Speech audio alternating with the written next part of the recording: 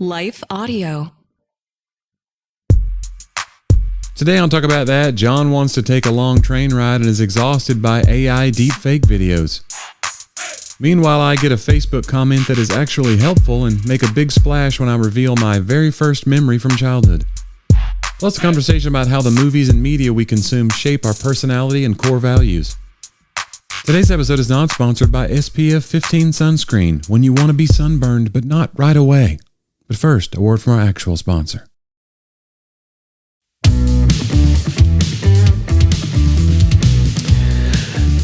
Johnny, saddle up. We're going to Bantertown. We'll talk about that. All aboard. Well, if you're saddling up, it'd be weird to say. Horses board the... I desperately want a long train ride.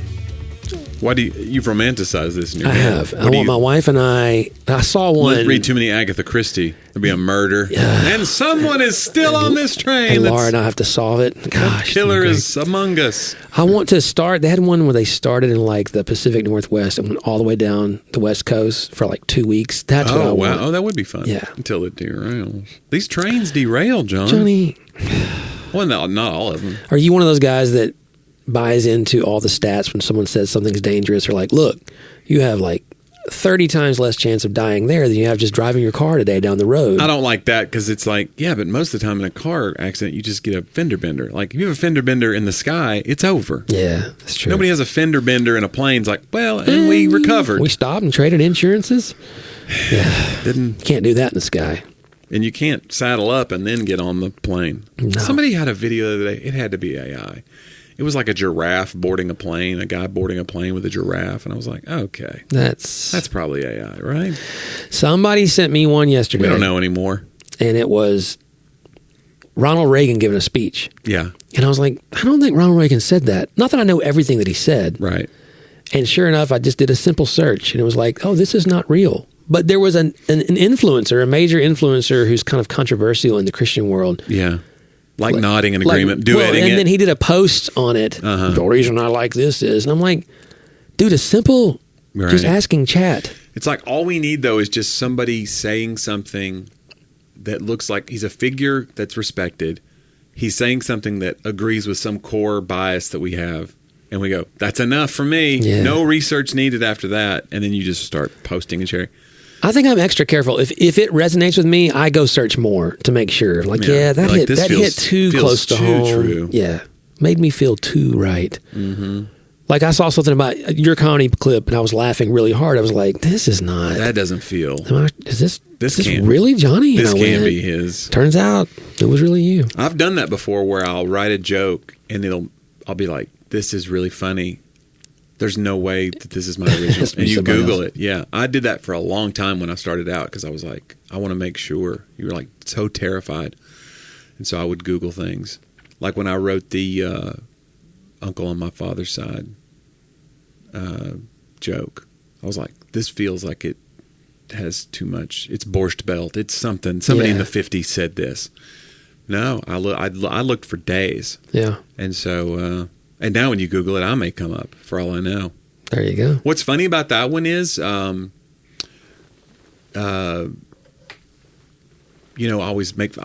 about Facebook and how insidious it is and how don't get in the comments. But honestly, when I wrote that bit, I wrote it at first as a joke on my page. And I was putting these little one-liners in my show. I had nowhere to put them, so I just put music over them and say them. And... one time in a comment thread, a friend of Jeffrey's, whose name is Joey Diaferia, he went to school with him. Yeah. And Joe, I think he's an accountant for a law firm or something now. He's like really successful. And he commented back to that and tagged it, now he's your uncle once removed or whatever. Because I said my dad was a conjoined twin. And we used to refer to him as my uncle we used to refer to his brother as my uncle on my father's side. And most people just laughed, moved on. But he commented that. He commented, well, if they were surgically separated, he'd be your uncle once. I was like, he gave you the. I said I'm taking that. He goes, please.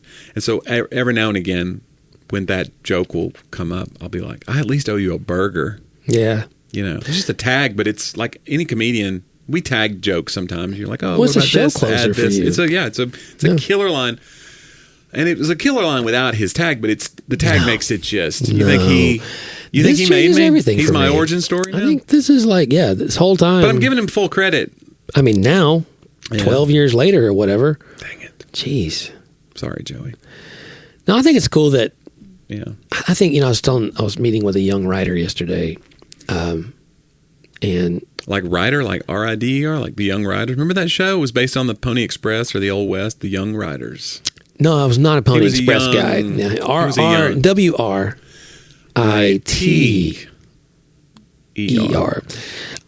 waiting to see if you knew how to spell it. Yeah. I was talking to like my first experience with editors. Yeah.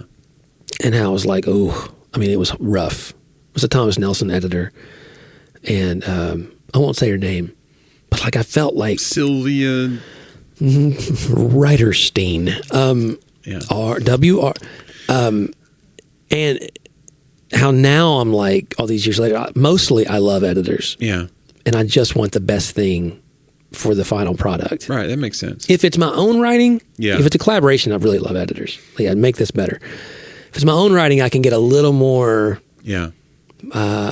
particular about the words, that I wanted in there versus something else. But you just want the best product now. And that's what you wanted for your joke. And so you had the humility to allow someone to improve your joke. Well, I think some that's great. comics won't write with other comics because they would rather... First of all, they're afraid of it kind of clouding their own voice. Yeah. They'll be like, well, you could write a funny line, but it wouldn't be in my voice, and it wouldn't be something I would ever say. And I know some really good comics that feel that way. And some comics they go, I'd rather come up with it myself. I don't want to have an act that's full of jokes. And I feel like it's true. You don't want an act that's full of jokes that were written by other people necessarily, because it can just make it. But every now and again, somebody will give you a killer line, or they'll be like, well, have you thought about this? Or I thought you, sometimes someone comes at the end of a show, and you've been doing a joke 500 times, and they'll go, I thought you were going to say this. And you're like, that's... But sometimes you know what gets in your way? Sometimes, like, say that into this flower lapel. Sometimes what gets in your way is the facts of the joke. Like Marty, my buddy Marty, he has a joke about the kids, his neighbor kids, teaching his kids to say curse words. They learned all the bad words from Travis and Michael or whatever. And then, but it's like there's so many specifics to your origin of a joke, and sometimes you're like, yeah, well, I thought you were going to say Travis and Michael said this, and then you go, yeah, but Marty would go, yeah, but that didn't really happen. And you go, yeah, but that doesn't matter, right? If it's funny, just have Travis and Michael come back into the story, and they said and he goes, oh yeah, that is a good point. But sometimes you get like the facts of the case, like comedy's kind of true, but it's more than true. In a way, it's like, come on now, won't that? And that's how we turn into liars. That's how we change the truth. You do that with my sermons sometimes. Oh, do I? You'll come and go, I really like that. I thought you were going to go, yeah, and then you'll say something better than I went. I'm like, well, that would have been nice to know yesterday. It's kind of yeah. But I'm sorry. No, it's okay. I mean, I love it when people are just talented on accident. They didn't really study. They're just like, I was just thinking through this thing you spent all week on, and then you already make it better. It's cool. It's great having a friend like that. We're called know-it-alls. I was kidding our pals, Mary Beth, and I talked about Allison Holland this way too. Like I'm the know-it-all between us two. Like, you're educated, I'm a know-it-all. There's a difference. And, but like, I always was laughing the other day because we were talking about that. Curry told me that story about President, what was the president that had the dog? I can't remember his last week we talked about it. That it would interrupt meetings, cabinet meetings. And he had trained the dog. It was Gerald Ford. So Gerald Ford trained his dog Liberty to interrupt cabinet meetings if they got boring. Yeah. And so he had a hand signal or whatever. And I was like, I want to tell this story on Talk About Then as a little snippet of history. And I said, guaranteed, like, Allison Holmes will be like, actually, the dog was neutered and, whatever. She'll know another thing. Right. She'll have president, like, when I visited, we actually found out. Right. And I was like, they shame my know. Like, I'm a know-it-all. They're even worse. They just don't have a show. Like Allison doesn't have a show anymore, so she's like, I got to tell you this about. Yeah. But Mary Beth Leahy, she'll do that too. She listens to the show and then she'll text me like 5 things after the show that like she loves the show, but also like, by the way, this could have been. This was factually incorrect. I think that's part of the charm. We have another. Well, we don't have a producer in the room to mark the clip and tell us. Actually, nobody's We've saying into our ear. No. We're We've never wanted to do that. What we want to do is provide disinformation. Yeah. Well, I think what we want to do is look. Some of this is a return to the yeoman days of old, in that there was a time in life where you just sat and talked with a friend, and you couldn't verify. Yeah. Every single piece of information shared. You were like, I wonder. And those were good times. Like your brain had to just kind of sit out there and not know. It's good for the brain. Sometimes not knowing is better. You get to just sit and be like, oh, we may never know. Yeah.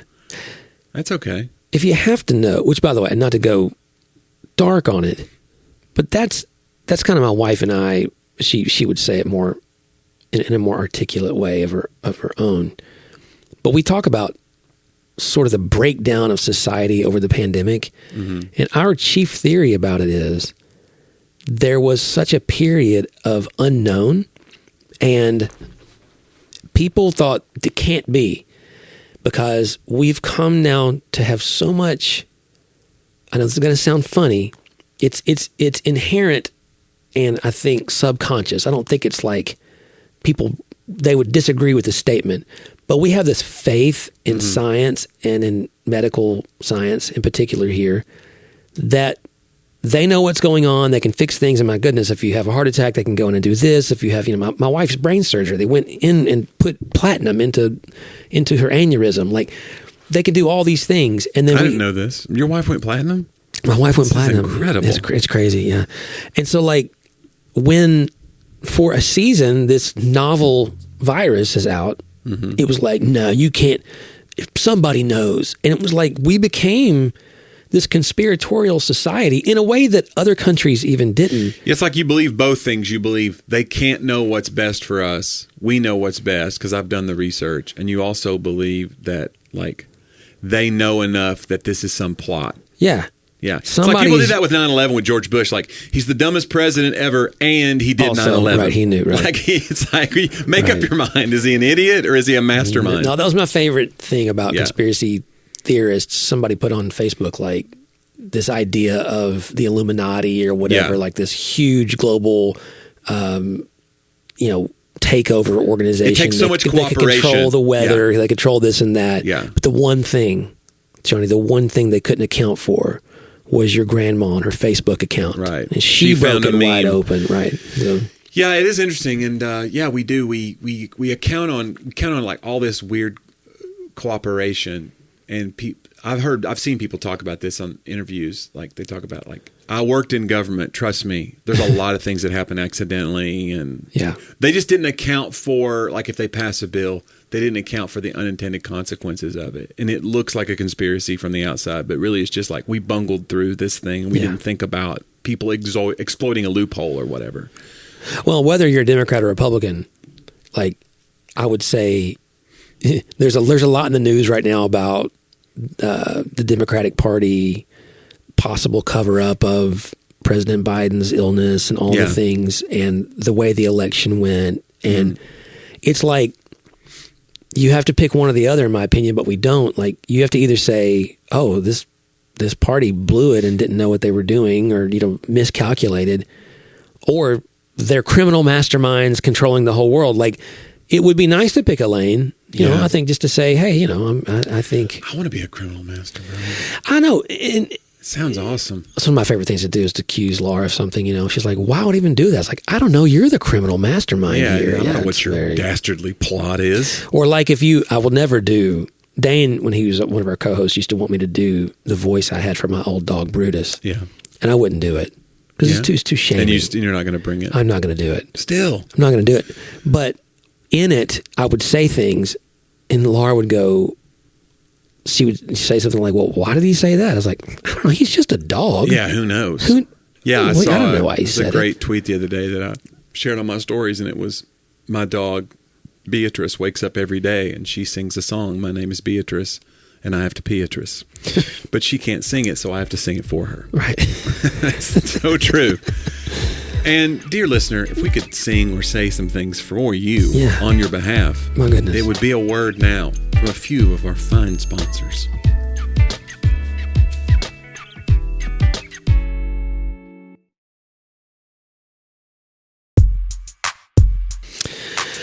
And we're back, and Johnny, I want to go ahead and jump straight in. Oh, I think it's time for my quote of the week, a segment that we call "They Talked About That."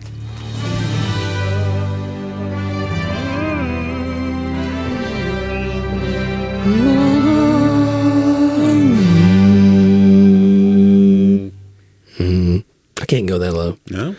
If I had a cold, I could. Yeah. That's what I need is a good virus. CNN. Yeah. James Earl Jones. I just realized I don't know how to pronounce her name exactly. I'm assuming this is great show prep on your part. This is Mary Schmitch. Schmitch? SCHMICH. Schmitch. I want to say Schmick at first, but that's an H at the end. Anyway, she was is a journalist for the Chicago Tribune. Interesting. This has been an interesting conversation for us. She says, you can map your life through your favorite movies, and no two people's maps will be the same. You can map your life. And the reason I thought of this is my daughter's about to turn 17. Yeah. And there are a couple movies she's not seen that I told her the night, like, look, we have several years. It's like a rite of passage. You got to go. We're going to watch this with no phones. I'll pop the popcorn. Oh, that sounds like torture for a teenager. I'm working on maybe. Do you guys phones off when you watch a movie? Do you make her? No. Do you do that thing where, like, if she's watching a movie with you, you look over at your favorite part to see how she's reacting, and then you judge her reaction? It's very disappointing. It is. Yeah, I have to be careful. And I'm going to be disappointed after this whole thing, probably. All right. But she's agreed to these terms? She doesn't have a choice. What are the movies? So she has to see Forrest Gump. Okay, sure. And I think it'll bore her because of all the history that she doesn't, Oh, she doesn't understand the placing him in actually, these spots. she's very with it on history. But this is like 20th century history, so I don't know. We're going to try it. But I really want her to watch The Matrix. Yeah, I get that. That'd be Like, I need her to see. Well, it's kind of formative in the way that people make movies now. So she probably is going to be like, well, they ripped that off from the thing that's being derivative of The Matrix, probably. Right. But just that idea of, just the blue pill, red pill. Yeah. Like, you get a choice to live in a reality that is perhaps easier. So you're trying to get her to put down the phone to watch The Matrix. Exactly. So that when she goes back to the phone, I'm like, hey, are you in the red pill right now? Or the blue pill? Huh? I know, I'm not sure about this third one, but I think that everyone should watch Shawshank Redemption. Yeah. She's not seen that? No. Well, that's true. Why would a 16-year-old girl have watched? That's what I'm saying. And that there's a lot of overarching themes in it, and somebody was having an issue with Shawshank Redemption the other day. It was like some think piece about Shawshank, and it was basically like they were dunking on it for having like a woman was on screen for 14 seconds total in Shawshank. I was like, the movie's about a men's prison. Right. It was like they were mad that there weren't more female representation in Shawshank, and I was just like, all right, we're through the looking glass here. This is we've gone too far. Yeah. But anyway, Shawshank is one of those. It's like there's so many great themes. Maybe do you think men resound with it more though? Because I guess there aren't strong female characters, but I don't know anybody that doesn't like Shawshank. I don't know, man or woman. I'm thinking it might be a little traumatic in places, but she's old enough. She's old enough. But the bottom line is, I told her, like, look, it's just the greatest ending of a movie ever. Like, yeah, and whether or not she could, will she be able to put it all together? I don't know. Again, their generation watches shows that are at different speeds than ours. You know what I'm saying? Yeah. Like the flow of the plot. If there's a long conversation that establishes character development or some overture of theme, I think that they are like, get on with it kind of thing. Right. Where's Love Island? You know what I'm saying? Like everything's a little more. Where is Love Island? You get come on, guys. Isn't that though? Many There of is y'all something been- to that, though. Like people's, if you show me your favorite movies, you're right. It is a map of your life. Yeah. And it's a map of your values. So- What you think is funny, like my sense of humor in the movies, like things that I thought, like when I discovered Monty Python or when I discovered certain things, you go, oh, this is my sense of Spinal Tap. Like if you watch Spinal Tap and you laugh harder at it, and you look around the room and everybody's not. I remember seeing Three Amigos with some friends. Yes. And there was a half full theater and we were dying. We were in 7th grade or whatever. We thought it's so juvenile. Yeah. Sophomoric. It's very, Oh my God, he shot me. but it's so funny. And I think it's held up. Oddly enough, it's held up. But it is interesting. Like we were the only ones laughing. I think there were people who were like looking around like, See, that's how I felt about Napoleon Dynamite. yeah. It just never You never struck got me. into it? But Yeah. like, if today Mm-hmm. The Water Boy Right. is on, Uh-huh. I'll watch some of it. If Yeah, today Happy Gilmore, Uh-huh. if today Dumb and Dumber, Mm-hmm. or if today Tommy Boy. Tommy Boy, those would be the 4. Yeah.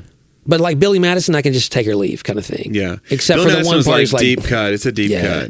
cut. It's like that's probably the truest one to Adam Sandler's It is. real sense of humor. Well, when the guy at the end, I was telling someone the other day because I'd never seen it, about how at the very end, he shoots the bad guy, the sniper, Yeah. who's the guy he used to bully that he called. Right. He's like, I'm glad I called that Man, guy. I'm glad I called that guy. I mean, there's just, I don't know. But so I guess it does speak. So if you had to, I've shared a few of Man, mine. I don't know. What would be the map of Yeah, your it's life? like the map of my life. What was really important to me for a long time when I was like a sulky kid was Dead Poets Society. It was my favorite movie for years. Yeah. And I think there's just something about it, like the idea of the kid in it that's like longing. He knows he's not meant for this life or whatever. The kid who wants to be an actor and his dad will have none of it. You're going to do this important job. You're going to be in medical school or whatever it is. Right. I think that's almost like it's like a fantasy Yeah. that a kid has, that like I'm meant for more, but I have these other artistic interests, but it's going to mean something to this one teacher in my life that's going to be this formative person. So it kind of scratched that itch for me because I was always I felt like a misfit. So and I was into poetry some, and I even wrote poetry. So I think there was something about that movie that really just hit me right between the eyes. Do you know what movie? I remember when we were, I was 19 and you were 24. Okay. And you had your apartment. What street was that apartment on when you and Curry?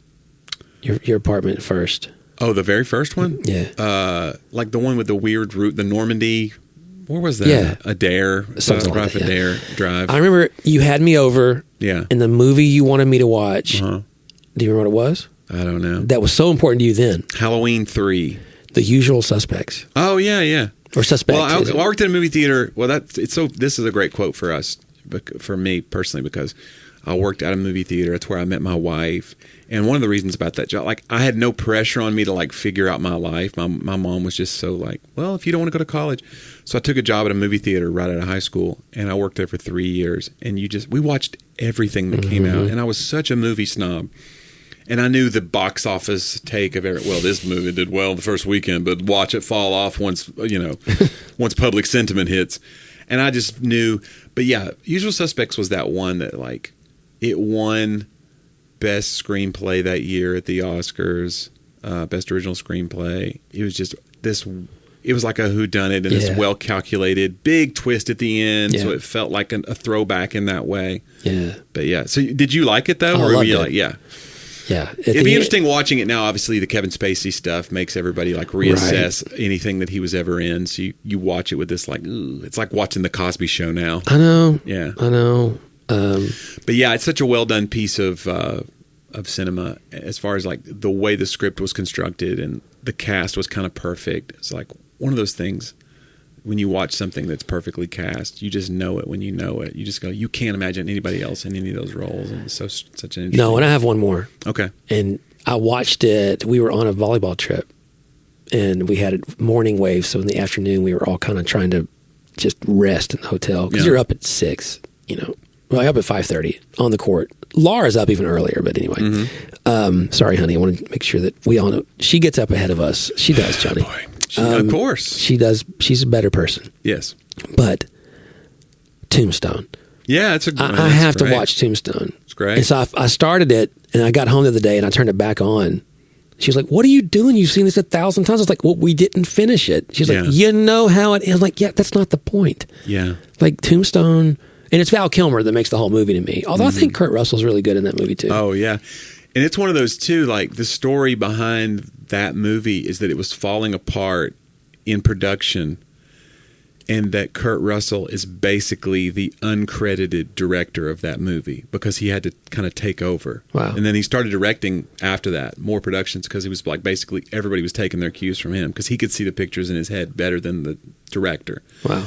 And so that movie would have not been the same movie had he not stepped up. Interesting. He basically, that was his Clint Eastwood moment where he was like, all right, I'm going to act in this and I'm going to tell you what to do. Yeah. And so he started like taking over the shots and stuff. But yeah, that one it's so good.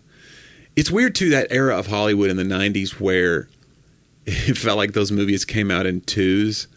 Like all the rival production houses would be like, what about a comet? It's headed for Earth or whatever, or an asteroid. And they go, all right, well, we got. And so then you'd see Deep Impact and you'd see Armageddon. The same, like 6 months apart. Yeah. It was the race to get it out. And so a lot of people really love Kevin Costner's Wyatt Earp. Yeah. And it's this sweeping 3-hour epic, whereas Tombstone came in at around 220. Yeah. They're probably the right amount. Right. Kevin Costner, every movie he made was 3 hours during that period of time in the 90s. But the whole thinking is that if Wyatt Earp had come out first, it would have stole the thunder, and it would be the one that we remember. But who knows? And it was a good movie. See, and it had Gary Sinise. Who else was in? Was it Gary Sinise in Wyatt Doc Earp? Holliday was.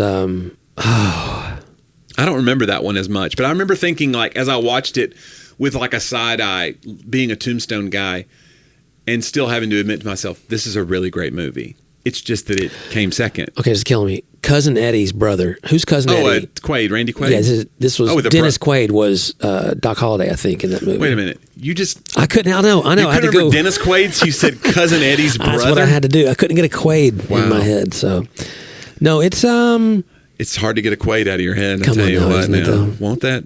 Sometimes it's the actual. And here's the last thing I'll say Quaid. about it. The movies for me sometimes. I told you this today. Like, I will have a scene that encapsulates a feeling. Yeah.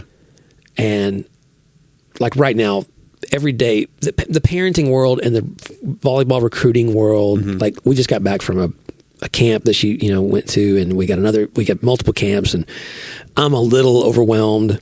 It's a lot. She's working out like crazy and practicing like crazy, and you're just trying to also have all the experiences you're supposed to have. Yeah. But I'll tell you, like, I feel like I'm in some scene in Braveheart with all the things I'm like. You're just swinging that thing over I'm just your head. I'm just taking a sword and just turning around and the next thing and the next thing. And then I also have that feeling from Tombstone where he's pinned down by the creek. Yeah. He's like, no. And he stands up and just walks into the gunfire, just like, and my favorite line of that is afterwards, like, have you seen him? He's like, he's down by the creek, walking on water. Yeah. And I mean, I love that.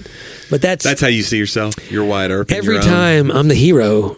No, actually, in the Scottish. Nothing unhealthy about that, John. In the Scottish scenes, I'm one of the guys probably about to get killed. Yeah. I'm not Mel Gibson. You're the one disemboweling Mel Gibson at the end of the movie. Well, no, come on, that's not. Yeah, I'm not going to let her watch Braveheart, probably. Really? That's a heavy one. Yeah, that's. Braveheart. Paint your face all blue. Yeah. Yeah. We're all the Braveheart in our own. Aren't we, though? Yeah. There's a little piece of some of that 17th century stuff in I think it's 17th century? 16th century, actually, in our This Week in History. We'll get to that soon. But first, John, let's do Johnny's old jokes, where I tell stupid old jokes. We call it Joke About That.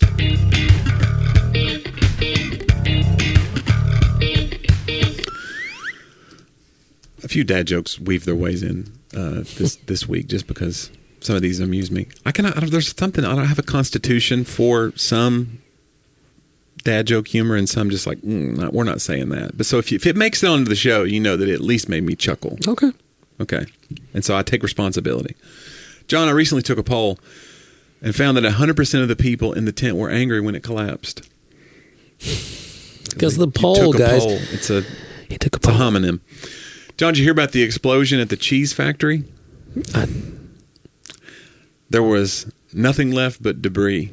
Is this cheese guys on? The debris. Finally, John, I went to the doctor with a suspicious-looking mole. He said, they all look that way, and I should have left him in the garden. Let's do This Week in History, John. We call it Talk About Then.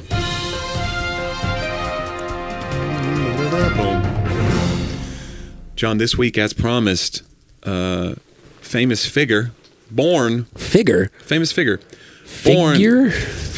Yeah, he was born this week. Figure. He was a famous figure. This week, born 1738, Joseph Ignace? Maybe Ignace? Guillotine. Do you want to take a guess on what he was known for? He designed the guillotine. What do you think his role was, though? What do you think, as the inventor of that, what was he? Like, this it kind of is intriguing when you think about it. Because what we think military. Executioner. Right, he was an executioner. He was a French physician. And he campaigned for the use of a machine to provide a humane execution. So people were dying these horrible, like, let's make it the most painful and the most, it's quick. The most disgraceful, because we're executing these people. Interesting. And he was just like, we need a humane way. I'm a physician. If we just lop off their heads with a heavy weighted blade. So he invented the guillotine. Wait, well, this is interesting because he didn't actually invent it. His campaign for the use of a machine to provide humane executions led to the invention of a guillotine by a German mechanic. The first execution by guillotine was performed in 1792. Dr. Razorblade. Yeah, so it's interesting that, like, it's named after him, but a German mechanic invented it. But it was because of his campaign for maybe they kind of were in cahoots. You couldn't use a German name for a French Revolution, Johnny. It would mess up the whole branding. You're right. So, let me say, French Revolution, man, whew. Yeah. It proved that all revolutions are not created equal. Yeah. Like, if you look at Enlightenment-based Western society revolution, the idea, because the American Revolution did spark a lot of other revolutions. And not that the American Revolution wasn't in its own right a very bloody war and all the things, but man, French society, it got out of hand real fast into just, again, the public execution of anybody on the other side. Yeah. But and they were just like, how can we do this the most? But this guy was at least thinking, like, how can we? And then a German mechanic gets in. Yeah. Volkswagen? He's underneath his car, and he came out, and he's like, I got an idea. He was from South Germany. I got an idea about this. I'm going to give him an idea. What do you want to call this thing? I don't know. Head rolling? I don't know. What about guillotine? That's fine too. We'll do the guillotine. That's better. John, this week, by the way, how would you? You go to guillotine.com. Oh, sorry. Yeah. It sounds like a Marvel comic book, like he has like blades for arms. The guillotine. And he's like T. But if you were on death row, well, let me just say, when you're eventually caught and tried for your crimes. When they figure it out. And justifiably you go stand on death row. Right. What would you be your choice? There's a lot of... Do you get a choice? Well, no, I'm saying, but if you could... I don't even know, like some states don't even do capital punishment anymore. I don't know. It's a very dark question. It is a dark question. They just execute. Firing squad. Lethal injection. Oh, that one. If they'd put me to sleep first. Yeah. But I don't know what they do. They can make you sleepy. I think one of the shots is to it's a sedative. And then the second one is the one that, it's like a cocktail. Yeah. That kills you. Yeah, firing squad feels like the man's way. You go out there and don't they do a bunch of people because they don't want to know who shot the shot? Wasn't that the whole point of the firing squad? It's like, let's overkill. It's like, we don't want the one guy to have PTSD because he shot the final shot that killed the guy. So like 20 of us are going to line up and do it. Yeah. That's dark. It is dark. It all took a very dark turn. I'm sure there's a reason for that whole, the history of the executions and all that. Well, I mean, again, it is thorough. Yeah. What if that was my favorite movie? Like, I like this documentary about the history of execution. You'd be like, Johnny, why don't you go back to Dead Poets Society? Somebody needs. Why don't you watch Back to the Future? A little therapy. I'm sorry. John, this week, 1937, a little structure was opened in Marin County, California, called the Golden Gate Bridge. Huh. It's got a fascinating history because at the time, San Francisco was the largest American city, still served primarily by ferry boats, and many experts believe that a bridge could not be built to cross the 6,700-foot strait because of strong swirling tides, heavy currents, high winds, and blinding fogs that would prevent construction. And that's kind of true of Alcatraz, too. Alcatraz is right there, and that's the whole thing that made Alcatraz this fortress, is because those tides, they shift all the time, and there's no way you can make that swim. Well, they were dealing with the same thing on this big expanse, and they thought, well, there's no way you could ever finish a bridge, and we did it. Human ingenuity, John. Yeah, we showed them. I don't know. All of you out there, someone's doubting your ability to build a bridge. Yeah, listen, just go out there, just do it. Take some training. Go to school first. Yeah, you're going to want to know some things about levers. And I remember I had a math professor. I had these extra fulcrums credits to take this abstract math. It was like 4 levels above calculus my senior year, so I had these extra classes. I went to do it. You thought you were a smart kid. You were like, I can do this. You're solving the puzzle. You're solving the puzzle on the board like Good Will Hunting. Listen, I found the notes the other day cleaning out my office from that class, and there's symbols and things that I still don't even know what they are. I don't remember, like unions and other things in math that are very, like, again, beyond calculus. Yeah. 3 levels above calculus. And the guy was like, why are you here? You technically have the prerequisites, but you haven't done math in 3 years. And it's like, well, I have these extra credits, and I can help me teach. And he was like, in the end, I bombed the final. Oh, wow. And I've never heard you say that you bombed the test. I did. But I went to his office before every class and went in and tried to get help. And so I bugged the guy. It's a great, if there's ever a story here of, yes, usually things came easier to me. This was really, really hard. They were all like math majors, right, in their senior year. And in the end, he was like, well, you're going to be a teacher, right? I was the only education person in there. I was like, yeah. He was like, so you're not going to be like building any bridges or anything? I was like, no. He's like, okay. And he passed me with a C because I kept coming and asking for help. There's a Nate bit about that, about how he was so bad in science that his dad like went down, and like his dad basically was like, look, Nate's not going to be doing anything in the sciences, and so they like passed him. There's like it's like a serious thing. Will you thing. sign this, sir, and promise that Nate will stay away from the sciences. That's funny. We will pass him to the next grade if you can just promise us he will not instruct people. John, finally, this week marks the feast day of Saint Bernard of Menthon. Bernard of Menthon, he lived 1020 to 1081, is the patron saint of mountain climbers. Okay. There's a patron saint in Catholicism for a lot of different things that are kind of Where's he obscure from? Things. He was from Menthon. He was I don't know. This sounds like a French province. Spelled like menthol? Menthon, like with an N. Menthon. Okay. He established hostels along what is now known as St. Bernard Pass, which used their famous breed of dogs to rescue climbers. Interesting. So, you ever had a big dog? Did you have big dogs when you were growing up? We had Sugar Bear, but that wasn't a gigantic dog. No, never a gigantic dog. But St. Bernards are. Yeah, that's 100 and something pound dog. So this is where they get their name. I was telling my wife this, but do you remember your earliest memory? Like, can you remember when you like sentience and what is your first memory? Oh boy. Yeah. Is it going to be something dark and awful? No, I think I was outside playing cowboy. Okay. And I had like my parents at that point. Because it's hard to know if you're remembering it. Because you've heard the story. Then you used to play cowboy and you remember those stories. Right. And then you go, am I now? I had a garden hose nozzle for my gun. So you do remember it. But yeah. Your garden. I didn't have a gun at the time. Yeah. So I used that. Yeah. I think they were trying to keep us away from guns for just a little while. Then they just gave up on that because what's the point? We're little boys, you know what I'm saying? Yeah. So I found a way: a stick, a garden nozzle, whatever. Man, you could do a lot of damage. And I've done a lot of listen, and the violence has followed me ever since. I think that, and one day you'll stand for your crimes, as we've talked about. But my first memory, I was telling my wife this. I have two. One is my K-5 graduation. Really? I definitely remember. like, because they put us in robes and the hats and all of it. And I remember that. And you had to give the speech. I had to give, because I was valedictorian. Of course. Pretty good. Mm-hmm. I ate paste. but quicker than the other boy. We did it for time. Yeah. No, but the one that I remember, I think I was 4. So this would have been the year before that.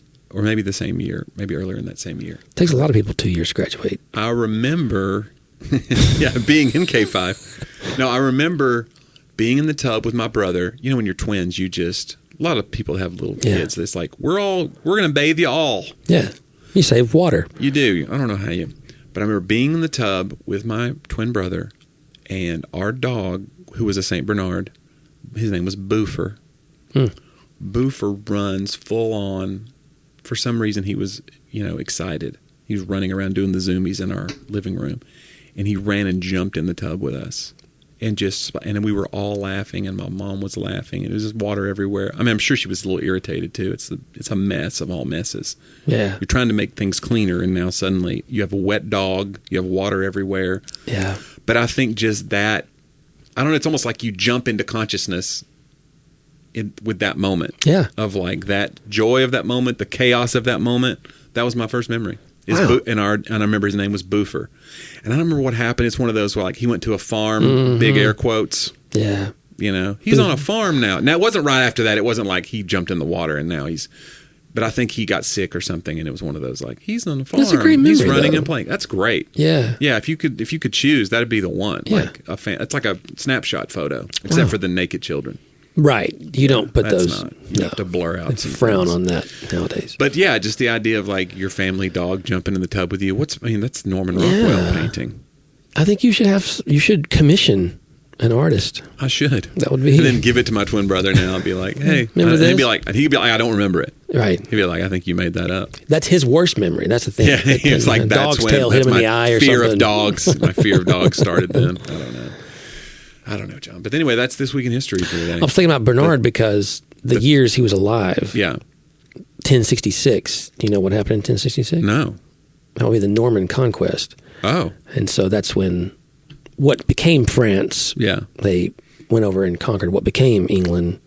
And so that's why, again, and I said it before, but this is why you have French words in the English language. Right. Like garage or whatever. Like and lots in food as well. But my professor would say the Normans went native. That's what he would always say it. And so they basically mixed into, they didn't conquer and go back home. Like it became one culture. And so that Anglo-Saxon culture mixed with Norman culture and affected English culture moving forward in a way that, anyway. So the thing I remember that happened during his lifetime. The famous thing about St. Bernard's rescuing hikers, which is a very common trope. And it's not just a trope, it's like a thing that evidently happens, Right. but like it's the barrel around the neck. Right. It's in the barrel, right? It's going to be whiskey? Yeah, it's brandy. Brandy, okay. And evidently it's like, because it warms you up or whatever. Oh, yeah. People freezing to death, you give them a shot of brandy. Yeah. These dogs are carrying around little barrels. Yeah. Is that I wonder, I need to look and see if that's like an actual thing or if it's just a trope. I feel like it's true, but there's no way to know. Yeah. We're going to sit in the ignorance. I want the listeners to send us a note and tell us whether or not St. Bernard's actually had little barrels of brandy. Yeah. As they rescued hikers. They can tell us. Because we're not going to look it up. Nah. I want to leave it open-ended so that it gives you homework. Yeah. That's what we need. There's not enough. Listen, these people that just listen to podcasts, then you skip to the next one. Yeah. Stop it. No. Listen, I need you to hit pause, and I need you to go Google some stuff for us. We need you to be our unpaid researchers. We spent all this time doing what we're doing. Right. What did you do today? Yeah. We didn't spend a lot of... No.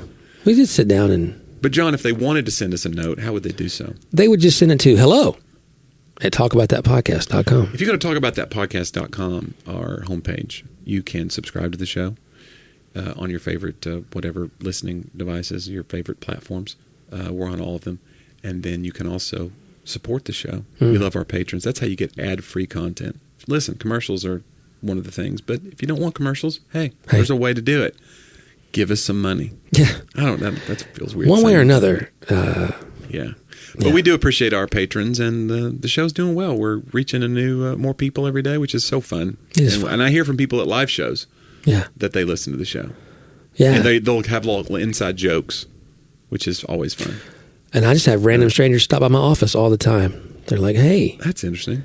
Yeah, we have You gotta locked the doors ever beef since. up security. Put some cameras in place. But anyway, it's nice to meet people. I will say this too, as this episode goes out, there's a show coming up at Zany's Nashville. If you're a Middle Tennessee person or you're getting ready to take maybe a trip to Middle Tennessee, it's called Jonnie W and Friends. It's at the Lab at Zany's. It's a fun little room, and I got some friends coming in from out of town. That it's going to be an amazing show. I just finalized the lineup last night. That's June the 3rd, actually. Did I say 2nd? I wasn't listening. It's June 3rd. Okay. John. It's a Tuesday. All right. So Tuesday, June 3rd. If you want to get tickets, go to my website, jonniew.com, JONNIEW. If you haven't been to Johnny's show. And I've got 2 more of those coming up, by the way. It's going to be a monthly show all the way through the end of August. So Yeah. there's one in July, one in August if you want to come to one of those. It's kind of an intimate way. And I'm working out a lot of the newer material, so it's kind of a way to see me in my process. For better or for worse. He learned that when he was traveling in Canada. Get to be a part of the show. Yeah, you should check it out. Be like, hey, that one needs some work. Yeah. Yeah, they could send you suggestions. You love it when people suggest. Live in the moment. Please don't do that. I think that's what Sadie's going to grow up thinking. That's what stand-up comedy is. That's what concerns me about TikTok. Is like TikTok comedy is usually crowd work. So Sadie's generation just grows up thinking like, oh, we shout stuff out. Yeah, that's what stand. It's like, no, please don't shout things out. Well, you can always. I mean, if I talk to you, please answer me. You could just tell her not to do that next time you see her. So tell Sadie. Yeah. Okay. Do I have to be the only one who corrects her? You know what I'm saying? Can someone else step up? It takes a village. I mean, come on, guys. It takes a village. If any of you have corrections for my daughter, feel free to just email us. Correction at Talk About. Okay. Hey, guys, thanks for the time you gave us today. It was a lot of fun. We'll see you next week here on Talk About That.